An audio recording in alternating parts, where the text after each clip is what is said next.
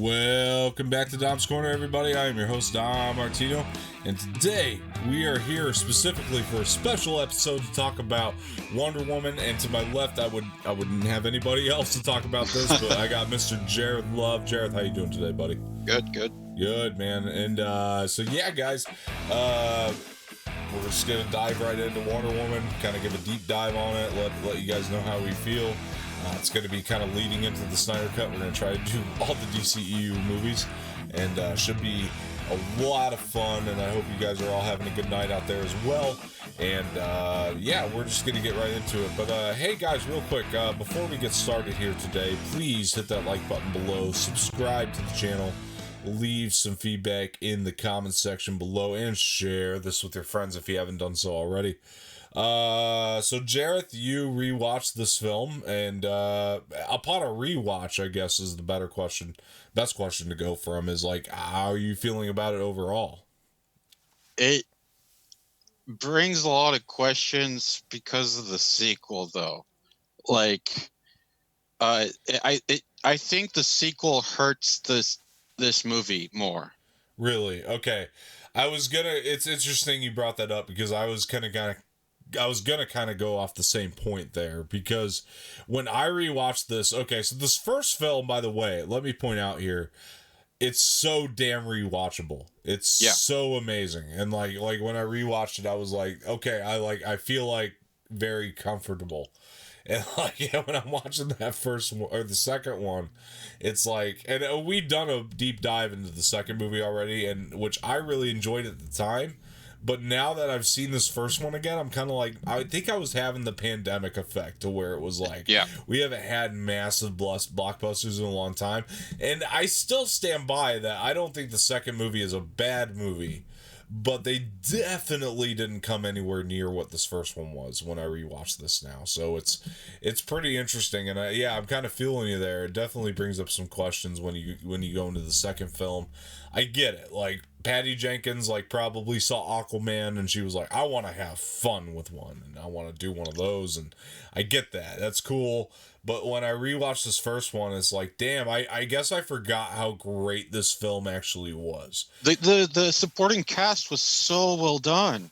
Yeah. Like, the people that infiltrated beyond the German lines, the Indian guy, the Native American, the French guy, the Middle Eastern guy. They had a diverse cast and they all had their roles. It was so well done. 100%, bro. 100%. And I agree with you completely. I'm going to start with the opening here, because the opening to me, and by the way, the other thing I want to point out when it comes to what makes this movie so worth watching, a part of this is Hans Zimmer's score is phenomenal in it. Well, especially during the telling of the Greeks. Yeah. The Greek mythology. Hell yeah, dude. I was going to bring that up because that was one of the things that stood out to me as well. I feel like the beginning of this movie is very and I mean this in a great way, it's very Game of Thrones. You know what I mean? It's got this Game of Thrones, the fantasy aspects of it, are very, it's very reminiscent of that. And so that was one of the things that I loved about it from the get-go. And you were saying, kind of the backstory of the Greek mythology and Hans Zimmer's score kind of going throughout the entire beginning sequence, or the entire beginning, which we spend a good 20 minutes with a young Diana in this film, which I don't feel like we did in we spent a good 10 minutes maybe with her in the second movie. Actually a younger Diana, the 8-year-old, and it was the teenager that we spent more time with when she was training in this movie. Yeah, 100%. Yeah, and I really enjoyed that quite a bit. And the relationship between her and all the other Amazonians, it's just so present in this movie. As for myself, I've never had an attachment to Wonder Woman outside of this, I don't think I'd ever read a Wonder Woman comic before seeing this movie for the first time. So having all that, at least for myself, was it really helped. It complemented the movie quite a bit, because I don't know, I probably would have been lost without all the backstory, obviously. And obviously they talk about Ares and all that, and that, ties in later on, and That's a big deal. And you really see how Diana Prince like really was able to come into her own in this world, you know what I mean? Yeah. Only to later become a fish out of water in her own, or in a different world that she's used And to. and she wasn't really an annoying fish out of water like consistently No, like Thor is in the MCU. Like, that's exactly what I was gonna say. Yeah, yeah, like it was just like she's adjusting. She's not really assimilated. She's more just adjusting. right. Like she has her belief of what is gonna be in the outside, and she ends up pretty much being correct about that. You know what I mean? And so Yeah. like that was like one of the big differences between like her and Thor. Like Thor, when he comes in the MCU and he's kind of that fish out of water, like he does have his beliefs, but a lot of his beliefs end up being like incorrect. And like to with this film, one of the big differences is that she is correct about most things in this film, and like I like that it relates to our reality in terms of the World War I thing, and like Hmm. that was a great place to draw from. But just getting started here, I mean, there's so many emotional moments. I mean, she loses one of her closest allies, you know, in this film in the beginning when she's when that whole beach battle goes down. Yeah. That was just like emotional as hell. She finds Steve Trevor, and like you can kind of see where that relationship's going right from the beginning. And I like that. Like that's the other thing that makes this great is that Steve Trevor is almost a fish out of water as well when he's in the Amazonian type world, because he's just like the what's the it starts with the P. I can't think of it. Themyscira.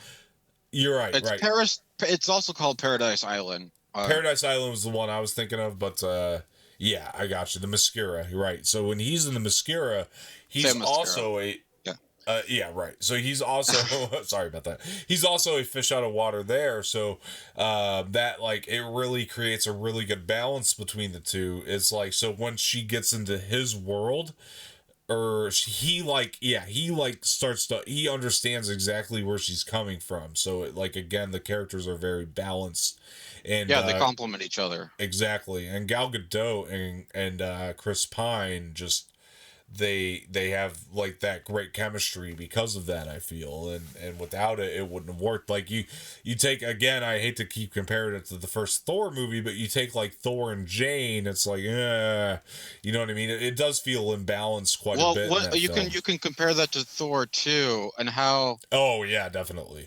that was just like, why is Jane here? Yeah, it didn't feel right. Exactly, that's a good But then point. in Thor 4, she's gonna be have the power of Thor. So it's we'll see. Fucking Taika Waititi, man. That's that's what that comes down to.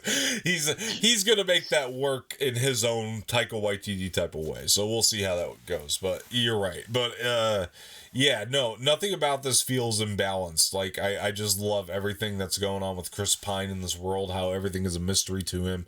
Like the one of the lines that sticks out to me most of all is when he's like, where are we? And then she's like, she answers him, and but he's like, no, but like, where are we? Like, how is this all possible? And it just like, Yeah. it really starts to work between the characters, and the performances both are just like they're both firing on all cylinders in this film.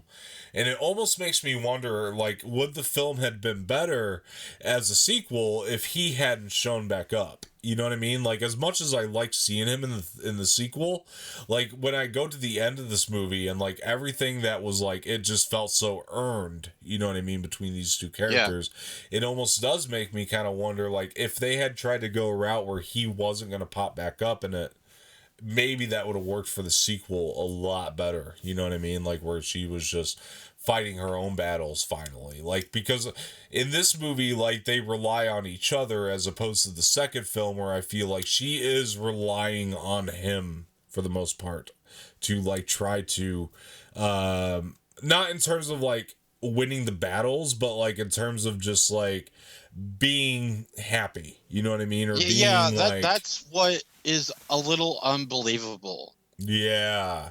Yeah. cuz I it's like Okay, I think she fought in World War II because we saw photographs and Right. and like didn't she meet any other lovers? Didn't she meet someone else? I mean, she had like decades and decades of to get over him. I mean, come Yeah. on. This is like that that was I, I don't know. That there are other Wonder Woman stories that could have done without him too. 100%. And I was really feeling that, especially when we get into, Trevor's world and we start to meet the team. And it was just like, that was more of my feeling then, because I'm like, okay, if you're going to bring Trevor back, then where the hell was the rest of his squad? Because that actually probably would have complemented that second film a lot more. Just because it doesn't make sense. Like, even if they're like the older guys now, it just would have made more sense to have the rest of that squad there as well. We have the guy, I can't remember, Charlie, the singer guy. The He's sniper, yeah, the sniper, right? right. Yeah, the sniper. Right. No, no. Yeah, Wait, Charlie's the guy that sings all the time. Is he the sniper? yes, Right. Okay. Sorry about that. Yeah. So it's Charlie, Spud from Train Spotting. That's who I think of when I see him, because that's okay, exactly yeah, what it yeah. is. But he's, but either way, like he complements this film so well. Just everything that he's doing, like you when His Steve, intro was great. Like he oh, was getting his wonderful. ass handed to him in the bar. Wonderful, exactly. Like when Trevor walks in and like starts to see these guys, you're like, oh, he's known these guys for a while, and they boost his character so well, because it's like, okay, like I'm not trying to like bring this into a whole like discussion about whether this was a good move or a bad move, but like by the time she sleeps with him, we like, okay, he's met with all these other guys that are clearly like mentored by him, to the point where like he looks like a dominant male at that point, you know what I mean, to where it's Uh like, huh. yeah, I guess that's kind of where I'm going with it. Is just like the other performances in the movie do complement Steve Trevor so well.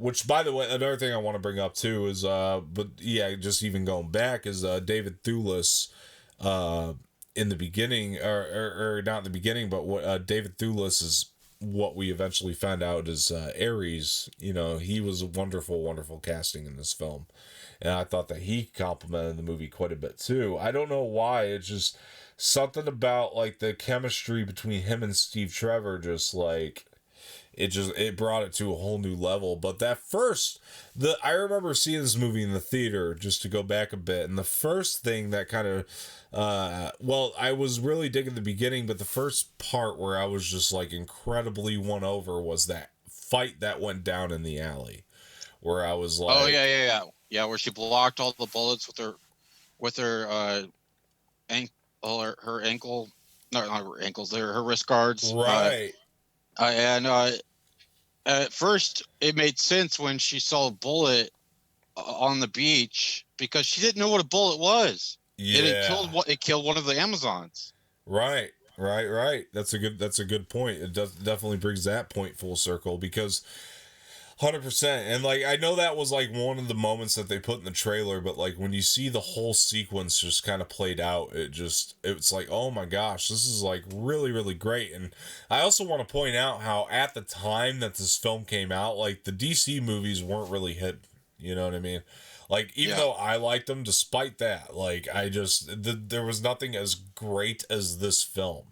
And I'll never forget when that moment popped up for the first time. I'm like, this is like amazing. Like, because I feel like that's like the type of moment where something can typically fall apart, like either by being too far fetched or just not actiony enough, or whatever the case may be. But they hit it so well, and the chemistry working between Diana and Steve Trevor, it's just all there. The performance is there. So that is definitely one of the moments that I felt like, yeah, this movie's gonna probably work throughout, and it definitely does. Like it really does. To compare it to the some of the other DC EU movies, it doesn't diverge away from what pop culture knows about the character also. No, it Because doesn't. in Superman Returns, he kills Zod, which a lot of people don't like because in pop Yeah, culture. yeah, They don't only think me. that's Only what I like what that moment. yeah. That's what what the majority don't think of Superman as being. And Right. then this Batman that brands people. That's a different that's like a Batman past his prime, and a lot of people don't even know what that Batman is. It like, and Yeah. that's I that that hurt Batman versus Superman. Uh, I Sure. really think so because they're not they didn't go with, oh, this is the typical Superman, this is the typical Batman, but this is kind of really similar to, I think, the old what everyone thinks Wonder Woman is. Yeah, exactly. Like, and this is why it kind of opens up more questions for me when you go into the second film, because it's like when you're watching this, like Patty Jenkins definitely approaches this in the sense that she is a massive Wonder Woman fan. Like, she understands the character, she understands what makes her work and what doesn't.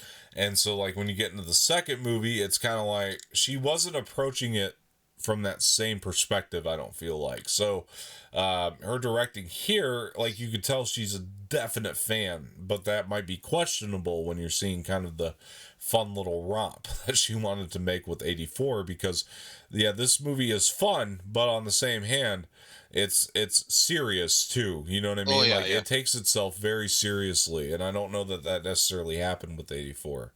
um and yeah, I mean, everything, it really is. It's Steve Trevor and Diana that makes everything work. I love the scene in the boat. I want to point this out when they're sailing in, and that is probably one of the best sequences. Oh, you don't sleep with women? He's like, no, no, I sleep with women. And then she tells him that she was like made of clay, and he's Yeah, just yeah. like, well, that's neat. Like, I just think everything there is just working really, really well. And like Steve Trevor, man, I'm telling you, Chris Pine, perfect damn casting for that character. Like, I couldn't think of anybody better. Like, you say what you will about Chris Pine, but I think that he just No, he kills was it. great in that role. It's I just didn't fantastic. see the need for him in the second movie. Like, Right. Again, I go back to that too. I'm like, maybe if you took him out of that, maybe that would have worked even better if you found a different storyline that could have worked.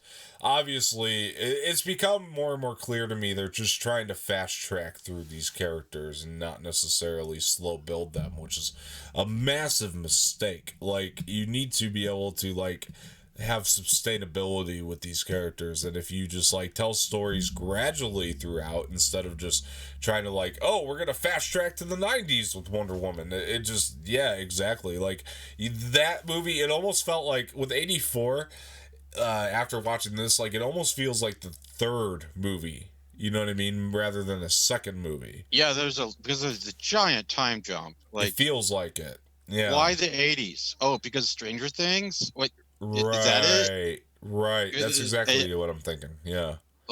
I mean, yeah, the Yeah. 80s where I mean, people started wearing fat 80s gear again because of Stranger Things a little bit, but that trend's gone away, I think. Right, right. And again, like, I still don't hate that movie. I still really enjoy it. I stand by that. I just think that it's yeah, again, it's after watching this, it's like, I hope Patty Jenkins is able to go back and make her third one something that was like, it fills the gap in between a little bit, because I think that the third, or I think 84 would, if that ends up being like the actual like third chronologically, it would feel a lot more earned to me. So I don't know. I hope that's kind of where she goes with it, but we'll see. Or I would see the third movie bringing someone from her past in between those movies, Right, right, right. Exactly. and that would kind of fill the gap. Like, you give like a backstory, what happened, and then like what with this, like, another intro, but she's still Wonder Woman, and it shows like what happened. Oh, this bad guy didn't die, or the reincarnated, or something like that. Yeah, 100%. Yeah, I want to definitely dive into the Civil, or not the Civil War. What the fuck am I talking about? World War One, and like how well that was done. Because the first thing I'll say is we don't get a lot of World War One movies in general. Not that this is historically accurate by any means, but we just definitely don't get this all the time. And so like when we were diving into World War One, that was another thing that like really won me over on this film, and just the way it was all played out, and like oh my gosh, the visuals in the scene, like in the trenches, like by golly, like where the fuck was this in '84? You know what I mean? Oh Because yeah, yeah. because like when she's coming out, dude, and she takes off her thing and The shield, yeah. runs out there, it's like oh my god, and like when she's going up, just like getting guys in buildings, and like it all just adds into a concoction of amazing. Like this movie. It's amazing. It's the one in the DCEU that I can honestly say that about. It's amazing. It just is. It's stunning visually throughout. At least at this point, we're gonna rewatch them all. But like at this point, I would say that this film is the most amazing because she's just oh my gosh, Gal Gadot just brings a presence in these moments that's like it's not even beauty, like she is beautiful, she needs to be, but like she's just Right. she's something about her just commands the screen so well. She works for it, and like it's earned. And like when Hans Zimmer's score came in, but by the way, I want to point out, like I love Hans Zimmer, but like when the Wonder Woman theme played in Batman v Superman, I wasn't sold on it. Like I was like, but like when it plays here, it sold me on it. I was like, yeah, this is absolutely her theme. This works so well for this film, and it really does show you that this film was already done by the time Batman v Superman came out. They had all this all ready to go, and I don't understand why Batman v Superman came out first. I actually think if this had come out first, Batman v Superman might have been more well received, just in terms of the Wonder Woman aspects. It really makes no sense. I don't know why they did it that way, but whatever. I mean, again, like the way that Patty Jenkins just shot all this, and it's just, I mean, like a lot of the action, like it looks like Gal Gadot did this like very practically. It doesn't look like she was CGI'd in there. So it really works. Like in Batman v Superman, there's so many moments where she's like sliding down on the monster, and it's like she looks so CGI'd in, and it's just when you shoot it a lot more practically, like and you actually have the actress do her own stunts, it just works so much better on the screen in the moment. And it was man, I commend this movie for that so much. It's so wonderful. To be honest, I haven't rewatched BVS or that yet because it's so jarring to me. Maybe I'll watch the extended. I don't have access to the extended version, but it's not on Max. I thought the Ultimate Edition was on Max now. I didn't see it. Okay. Interesting. They have all their animated stuff on there. Every single DC animated thing is on there, which is awesome. I saw that. It was great. Yeah, no, I was going to tell you, okay, well, if you can't find the Ultimate Edition, tell me, and I'll rewatch the theatrical cut, I guess, even though that's going to get not so great of a review compared to the Ultimate cut, but it's okay. But either way, yeah, so, like, everything going on in the World War I sequences, it just really, really works. I love the moments even in between when the team is riding together, like all the camaraderie going on between them. It really works. Like even when they're downing her about Ares and stuff, even after she flips over the tank and stuff, and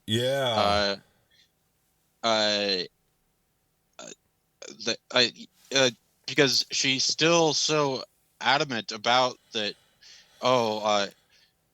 No, he's Ares. He's Ares. He's a bad guy. No, the war is feeding Ares. That's not true. Yeah. Exactly. No, 100%. Like I just love. There's something about the way that she plays that whole aspect of this movie. It almost comes off as like incredibly adorable. You know what I mean? But like on the same hand, it's like she's not entirely wrong. Like compared to the other guys. Like the other guys don't believe her whatsoever. And just by the way, like the spy mission that goes on at the end here, wow. Like, this thing could have been so incredibly boring. Like, the entire backstory they set up and everything, it could have been really bad and very boring. And I swear to God, in any other comic book film, this would have came off very boring and very dry. But like, it works. Like, they just continue to like elevate the tension and the emotion, and it keeps going up and up and up. And it's if it wasn't for that chemistry between Diana Prince and Steve Trevor, I don't see like the appeal. But because you have that, and they're both like sneaking around this party, and just that stuff was incredible. Like, they really pulled it off. And I still like. Did he have to die though? Like, I still like, because they've retconned Steve Trevor so many times. Yeah. Did he have to die? It I guess to like, I don't even know if they had the sequel written by the time that the first one came out, and uh like, he could have just put it like in autopilot, then like jumped out with a parachute and blew it up or something. Like the plane. Like, did he have to die? I mean, I don't know. It's always Steve Trevor, and it always every time I watch this movie, I think it always feels very earned to me. You know what I mean? Like, I don't think it's necessarily, it doesn't feel out of place. Like, I get what you're saying, but then again, like, I think one of our biggest gripes at this point is the fact that he's back in '84. So like, if he didn't die, I think that it would have just like, I think the death does feel earned because of that. Like, when thinking back on it, it's just like, yeah, it right, does feel really earned. Like, again, I understand like from the business standpoint why he comes back in '84 and all that, but like, when you really look at the sacrifice he made, it elevates that character so much. You know what I mean? Like, so much to a higher level, and you're just like, yeah, this guy's like dedicated to what he does. He didn't let like his love for Diana get in the way of that. Like, it really makes you really love this character so much more. But so again, I do understand from the marketing standpoint why he had to be back in '84. But then again, it's just like, man, I love this moment so much, and it might have even taken away from it, unfortunately, a little bit. uh what did you think of Dr. Poison? Yeah, I'm good with it. That's what I was saying. Like, even his like whole thing is like No, that no, could no, have. no, no. Dr. Poison, the woman, the woman that developed Her whole the thing, yes, I know exactly what yeah, you're yeah. talking. I'm sorry, I said his, didn't I? Her whole thing, even her whole thing was like great, and like, these are things that like they could have been kicked under the rug, in any other comic book film. But I feel like here, just the way it was all played out, like, it works. Yeah, I loved her, like, as like a villain, so to speak. I Yeah, mean, yeah, well, I think she well, really like a works. sub villain kind of. She is a villain in the Sub comic villain, book. right? Yeah, I get what you're saying. I just think that like they didn't really stray away from giving any attention to anybody. You know what I mean? It's like I'm telling you, in any other comic book film, all the villain stuff would have failed like incredibly. But like in this movie, the way that everything is played, it's all done so perfectly up until the ending, which I'll get to in a bit. But I do, my biggest gripes come in at the end, and I'll tell you what they are there. But like, in all honesty, like the spy mission, everything going on there, like it all works for me very well. It feels like World War I vibes. It kind of reminds me of Captain America: The First Avenger, but like a better version of that, even. You know what I mean? A better version? Well, I mean, there are World War II, but I They don't know. are, but like that vibe of that time period ish. So it's like, yeah, I don't know. Yeah, no, I think that this movie is better than the first Avenger. Maybe not Winter Soldier, but like the first Avenger. I think it's definitely Right. a better film than that, for sure. Yeah, 100%. Like, I'd put Wonder Woman way over that. Um, I think it's fantastic. Yeah, it's just everything works better for me. Like, in like the I mean, if they didn't bring like in First Avenger, like if they didn't end up bringing the Red Skull character like forward to play like a bigger part later, like I could have given a Mhm. shit about him, or the fact that he was being played by Hugo Weaving, which is awesome. But Oh like, yeah, yeah, yeah. yeah, like I love that actor, but like on the same hand, like in that movie, like that was like Marvel used to have a huge villain problem when it came came to the earlier films, and that was one of them. Like, it's just like, I like the movie. I like what it does for Cap's origin. I like that. I like the relationship between him and Peggy, but like the villain side of things was not really firing on all cylinders. Well, they in that always film. kill the villains. Usually. Exactly. And then here it's like, oh no, I care about all the villains. They set it up very well. You know, there was backstory, there's reasoning to all of it. I just felt like it was just all very rational. We understand why they're all threats, you know, to the world, and it made a lot more sense here, and I think that worked really well. And another moment I'll talk about here too is like, I don't get like emotional movies like a lot, but like when she's like out there and she sees like all the dead bodies and everything, that's like, oh my gosh, because of the way she played it, and then Hans Zimmer's score kicking in, it actually really gets me every time. Oh, you I mean see like it. when the horse is stuck in the mud and she's like, why are they hurting these animals? Yeah, that's what I'm thinking. Yeah, exactly. No, 100%, dude. Yeah, that's the moment that like it always gets me when I see that. And it's like, yeah, they wanted to like do this of like in terms of like having like the really fun hyped up comic book film, but also having the message. It's the perfect balance of that. And like, Oh, yeah. the second movie, like, it went message over the comic book film, you know what I mean? Totally. And that's Yeah. okay, but like, you want a perfect balance, and I think that's what kept everybody happy with this film, you know what I mean? Like, I'm okay with it personally, but I understand that like not everybody's gonna be entirely on board with it if you're gonna take the message and throw it over. This like incorporated both elements of having the great comic book film and just, yeah, you know what I'm saying, right? So it's like, that's something that really makes this film work incredibly well. I don't know if that makes sense. The dialogue was pretty good too. I didn't see anything wrong with it compared to like Aquaman, where some of it's really cringy.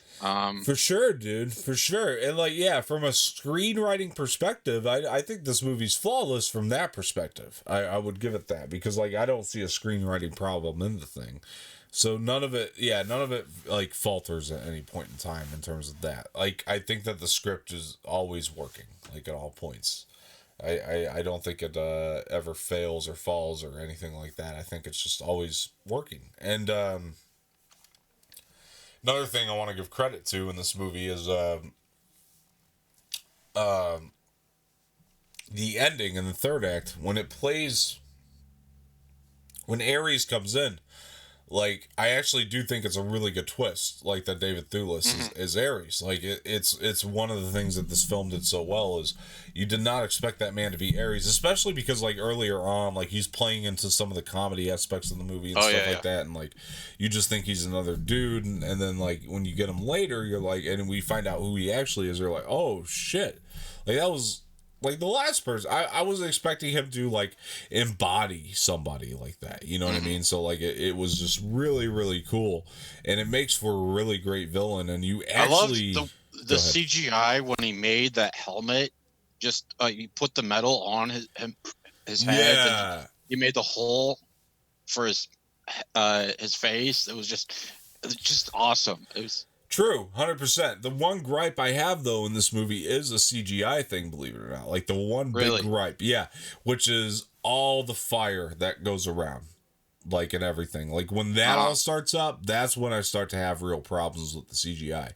Like, not necessarily everything going on within it. Like, when Wonder Woman's, like, doing her action shit within that, like, I'm okay with that if you take that out and put it into a vacuum. But, like, when you're looking at all the fire and all the chaos that's going on surrounding that, that's where I start to have a little bit, that's where I start to have problems. But, excuse me, the third act is exciting enough to where it's, like, it doesn't, like, I don't dock it from the film too much. You know what I mean? Yeah. It's just like, because everything going on is exciting enough at the very least. But, you know, I wanted to ask you, like, if you, I don't know, you might know the answer to this. You might not. I would ask you before anybody, because you read comic books more than anybody I know. But if you were to like base this off of something, like if you were to say like they took this from a comic or graphic novel, like which one would you pinpoint the most? I would say I don't know for sure because I haven't read much Wonder Woman. Fair. But I think maybe I know that they took some of George Perez's stuff from '84, but um, I know that they took some of this from the New 52 run. I think Okay. uh, because they even had the Godslayer sword, and I think that was a kind of a misdirection, which was good because like I True. think it wasn't it like Act 3 or 2 when she still when Two, I think. yeah when she thought that, oh, this sword's gonna kill him, but it didn't. I think it was And two. Yeah, yeah, yeah, yeah. no, Act 2 was when she originally killed who she thought was the bad guy. Oh, that's right. Yeah, shit. I just remember that. Yeah, you're right. You're right. And but then uh yeah, I haven't, like, I only read I got into DC one during the New 52, and in that she finds out she is the daughter of Zeus, Yeah. but in that she guards a reincarnated baby of Zeus, Oh, I and the see. other gods of Olympus want to kill him so that they can be the king or queen of Olympus. I see. Okay, that makes sense. All right. Yeah. No, the only thing I was like when it comes to the origin story, like I look at that and like that's a little bit more because I own the thing. That's George Perez a little bit with when it comes to the origin, in my opinion. But Yeah, like everything else after that, like I was like, I didn't really know where they took this from, or you know what I I mean. It mean, yeah, was she's been made of clay before. They've sure. retconned it several times. Yeah. And I like that they kind of like played around with it though. A lot of misdirection. Right, which is great. Again, like I just feel like it's like you could tell it was made by a fan. Patty Yeah, Jenkins was clearly a fan of the film, and you could tell that she did this complete justice. She probably cherry picked from a whole lot of different things, to be honest with you, but like yeah, but then we got Steve Trevor's sacrifice in the movie, which I think is like the moment that's like it solidifies for me. Is like this is the most powerful at the point I saw it anyway. The most powerful DC film in terms of the emotions that it wants to hype up. It just really it works. It fires on all cylinders, man. I'm telling you, and just that is what made me like look at that and go like, yeah, this is like it's a DCEU film, but it just works on a different level than the rest of them. And so yeah, then you got this ending here too, which is like it ties back into the Batman v Superman stuff. They're trying right. to set up the Justice League, unfortunately. Because what the fuck? Like, couldn't we get this movie first? Yeah. But then we're gonna be disappointed by the others. So I don't know. Right, exactly. Like this should have come before Batman v Superman. Like it really Yeah, should have. Like this is one of the biggest mistakes they made. Is like there was no setup to anything. Not that that would have made Justice League miraculously a great film. You know what I mean? But like one of the right. biggest mistakes DCU made is not releasing this earlier. Like they almost would have been better off just making them in the right chronological order, maybe with just a couple caveats, but like kind of like Yeah. But then people are gonna be like, "You're copying Marvel." fuck it, it works for them. I say go ahead and do it. Like it really does. And like because and you don't even have to go exact like chronological order, but like they still like are so messy with their chronological order, so to speak. It's just it's so messy to the point where you're like, oh boy, like if we just like got setups after setup after setup, like it would have been great. Like we could have like spent time to flesh out these characters like you know everything else does and just anything Yeah. else that's good does. There were supposed to be 2 Superman movies. 2 Yeah, before this. Well, yeah, even before BVS, and right. that didn't happen. No, I mean, yeah, they need to make a Man of Steel too, by the way. I hear JJ's doing that, but we'll see. But yeah, should be interesting. I don't know what's gonna happen, but yeah, this film is awesome. I mean, I don't really give the number grades anymore, but I would probably give it like a 4.7 out of 5. Like I'm somewhere in there. Like I think it really works that well. It's that damn good to me. I don't really have a lot of problems with it. It's just it really fucking works. Like I don't know how else to explain it. It just everything about this, like, just go watch it yourselves. You'll see. Like, it just. I have one complaint about, actually one complaint about the dialogue. When she, because we all know that Ares is her uncle, not her brother. But when she destroys Ares, she says, "Goodbye, brother." But I'm thinking maybe as in brotherhood, as in like fellow god. Sure. Possibly. Maybe. I do get the complaint. For sure. Yeah, that might have been a misstep. You know what I mean? Like, Yeah. yeah, for sure. Yeah, I get exactly where you're coming from. That's right. Yeah, I mean that's true. That's a good, actually. That's a fair gripe against it. It might have been a misstep on their part to where, or an oversight to where they were just like, yeah, I don't know. But everything else, really, really great. Like, again, like, my problems do come down to the third act. Excuse me, alone, and just, yeah, I think everything else works really, really great. Otherwise, and yeah, just had a lot of fun with this flick, guys, and it was great to revisit. I can't wait to go through the rest of the DCEU movies, even if they're bad. Like, that's gonna make the reviews more fun, right? Like, even if they're bad, Oh god, we get to yeah, have we're fun gonna have with a it, lot at more to least. complain about. Exactly. Like, this is such an easy movie to review, and I feel like that this is the reason why this one's fallen shorter than typical, is because it's like, well, it's easier to review. Like, we can go in, we know it's a great movie. It's just, it's easy. I didn't have hardly anything to complain about. I don't. Right. I mean, she plays the character well. 100%. The script's good. I just I don't know. Besides the goodbye brother thing, and yeah, um I yeah, I just don't know. Yeah.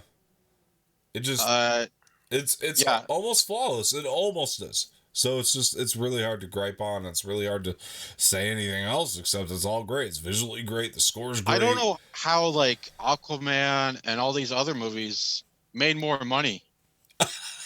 That's a good point, and I can't wait to dive into those too, because it's like, yeah, exactly, because it's like we get to yeah, talking about the box office. Well, I'll give it this, okay? Like, at the time, Wonder Woman was like coming off of like movies that like people didn't enjoy, so like it was like the first great one out of them, and Well, so it like when came you think after about it, BVS also, which I think hurt it because people didn't yeah, like Batman versus Superman. it was crazy divisive, exactly. It's like, which isn't nearly as good of a movie as this, but like you think about like Solo, a Star Wars story, for example, like coming off The Last Jedi, it's like, yeah, it's probably not going to make the same amount of money that No. the rest of them did. And it's kind of the same situation here.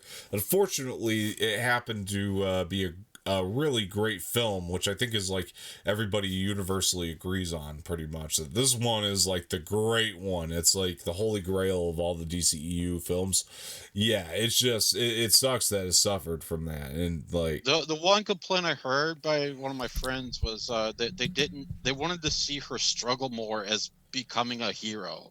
I don't know that Because she didn't though, because like well, she, right, well, she was more unaware of who she was than Clark Kent was growing up, actually, because she like going like she didn't know she was half god. Uh, yeah, but neither did we kind of did at the beginning because they foreshadowed that.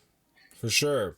Like, I get it, but like, yeah, it's just like, I feel like she did. I mean, she struggled just to become the hero. You know what I mean? Like, when you think about her backstory and like how much of a struggle it was just for her to be trained, amongst all the other Right. Amazonians, it was like, that is a struggle right there within itself. And we spent quite a bit of time on that in the beginning of the film. And also just like the fact that she was, she believed in something that like the rest of them did not. It was like, I think is probably the biggest struggle of all of it. And it's like, I thought it was really hard for her to just kind of like step up and become the hero, throughout all that noise. I mean, Steve Trevor, let's be honest, at first was to a degree playing her, you know what I mean? Like, Oh, yeah. Yeah, he wanted to get out of there. So he's like, yeah, I'll take you with me. Why not? Let's go see Ares. But like, really, I'm going to be playing you because I have a job to do. So we're not going to do that thing that I told you we were going to do. So yeah, 100%. It was just, she was being played in the beginning, you know, so that was hard. I mean, she wasn't necessarily prepared for the, what was going on in the world. And I feel like that is struggle, whether it's mental, physical, there's struggle there for her to step up and be the hero, but she was finally like, fuck it, well, we're going in. And I think that it plays so well. So I don't know. I mean, if somebody has that gripe, whatever, they probably just aren't seeing it the same way I do, because when I rewatched it, I was like, we really are kind of seeing a really good version of the hero's journey here, like a different type of version of it, but like it's there, you know what I mean? It's present. It kind of all comes full circle. The hero's journey is a circle, and she's in some relation, her origin story, her beginning ends with the beginning, in a way, like, for sure.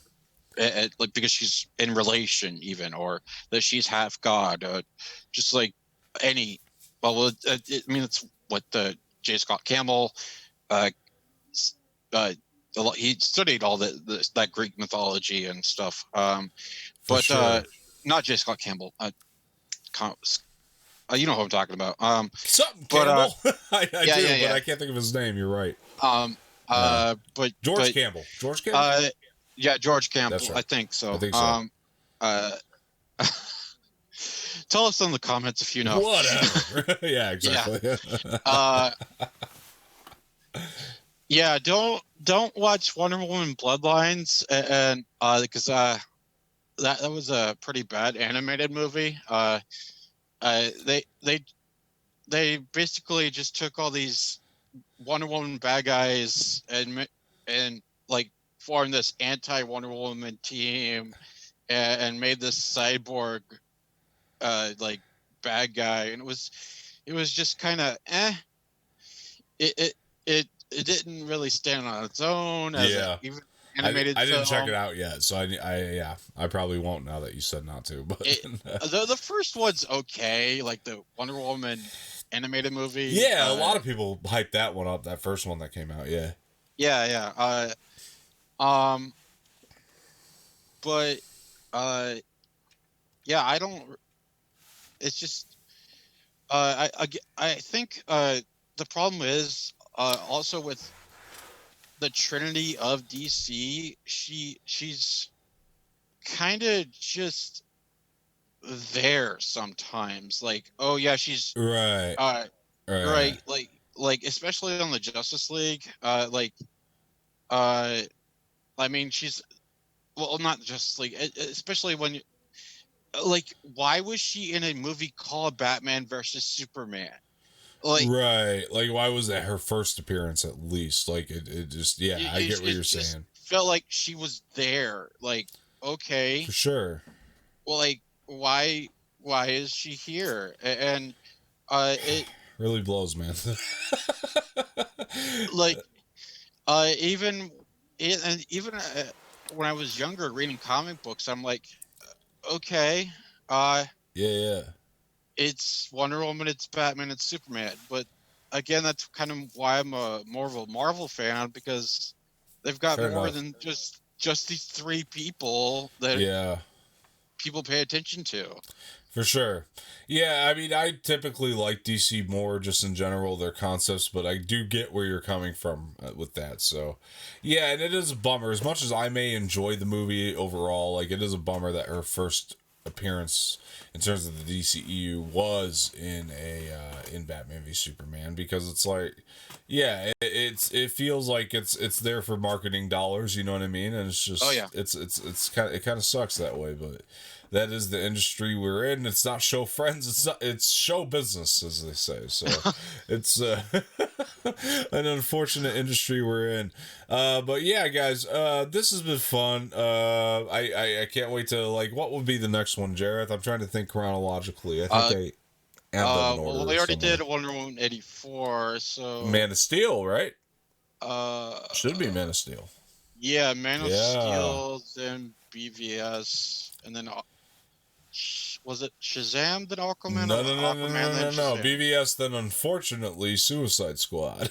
Oh yeah, I kind of skipped out of my Yeesh. head. Yeah, me too. But then I was like, oh, wait a minute. I see it over here. So I'm like, yeah, unfortunately, Suicide Squad And comes after then that. the last one, Birds of Prey. Right, yeah, there you go. So yeah, guys, I can't wait to get into that leading into the Snyder cut. I don't know how many weeks we're gonna have here, Jareth. So like, we Oh might wait, may do some cramming. Justice League. Are we gonna review the original Justice League? We have to, right? Just as a comparison. Just like I Yeah. feel like that's like a given. Like we have to do that, so we might have to do some cramming, but we'll try to work it out. But yeah, guys, thank you so much for joining today. I know this was a bit shorter than our typical in-depth reviews, but I do have an uncle in another room who's waiting on me to go have some more beers with him, so I'm gonna try to do that. So it should be a lot of fun. So, Jareth, thank you so much for joining, man. And where can people find you? On Twitter at Goblin King 871 and on Instagram at Recovering Fanboy.